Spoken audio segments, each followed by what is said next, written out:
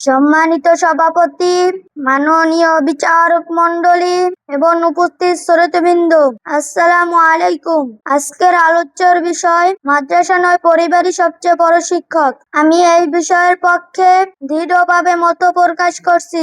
প্রথমে আমি দুইটি শব্দের অর্থ পরিষ্কার করতে চাই। পরিবার বলতে বোঝায় বাবা, মা, ভাই, বোন নিয়ে গঠিত সেই পরিবেশ যেখানে একজন শিশু জন্মের পর বড় হয়ে ওঠে। আর মাদ্রাসা হল একটি শিক্ষা প্রতিষ্ঠান যেখানে ধর্মীয় সাধারণ জ্ঞান শিক্ষা দেওয়া হয়। প্রথমত, একজন মানুষ পৃথিবীতে আসার পর তার প্রথম শিক্ষাগুরু হলেন তার মা। মহানবী হযরত মুহাম্মদ সাল্লাল্লাহু আলাইহি সাল্লাম বলেছেন, মায়ের পান নিচেই সন্তানের জান্নাত। এই উক্তি থেকেই বোঝা যায় পরিবারের শিক্ষার গুরুত্ব কতটা গভীর। দ্বিতীয়ত, পরিবার শিশুকে নৈতিকতা, আদব কায়দা, সততা, শিষ্টাচার এবং মানবিকতা শিখায়। মাদ্রাসা বা স্কুল জ্ঞান দিতে পারে, কিন্তু চরিত্র করে পরিবার। জ্ঞানী মানুষ অনেক আছে, কিন্তু আদর্শ মানুষ তৈরি করে ঘর। প্রকৃত সত্য হলো, ইতিহাসে প্রতিটি সফল মানুষের পিছনেই থাকে একটি ত্যাগী পরিবার। বাবা মায়ের দোয়া ও পরিশ্রমী সন্তানের আসল শক্তি। শেষ কথা, মাদ্রাসা নির্দিষ্ট সময়ের শিক্ষক, আর পরিবার সারা জীবনের পথ প্রদর্শক। মাননীয় বিচারক মণ্ডলী এবং উপস্থিত প্রতিপক্ষ